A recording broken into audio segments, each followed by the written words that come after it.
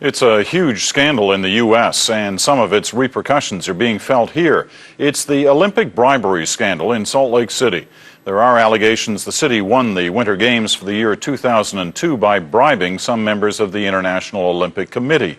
Tom Kennedy reports on the scandal and why it matters here.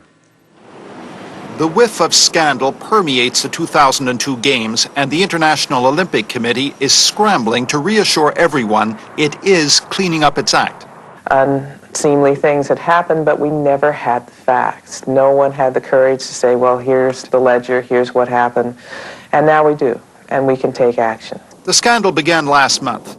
Accusations that Salt Lake City had bribed some IOC members with cash, gifts, possibly even the services of prostitutes, so it could get the 2002 Games. I have tendered my resignation today. Since then, the two top members of the Salt Lake City Olympic Committee have resigned, and the IOC has begun an investigation of its own members. But is that enough to salvage the 2002 Games? Salt Lake City has already raised approximately 75% of the revenues needed to put on the 2002 Games.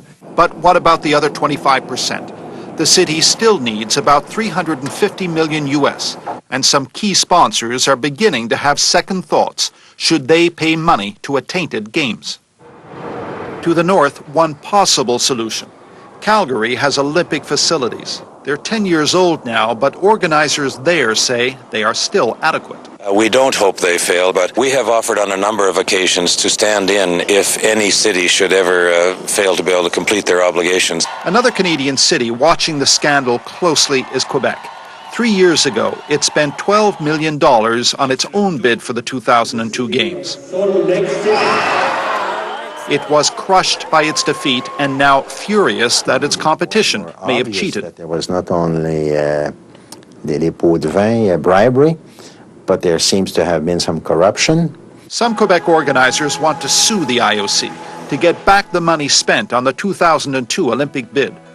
The mayor told his council last night, let's wait to see what the IOC's investigation concludes. The investigation is being headed by a Canadian, Dick Pound. He's also an IOC vice president. His report is due on January the 24th, and the IOC promises that the very next day it will fire any members found to be corrupt. The 2002 Olympics may be forever tainted by this scandal, but Salt Lake City says the Games will go ahead. Tom Kennedy, CBC News, Quebec City.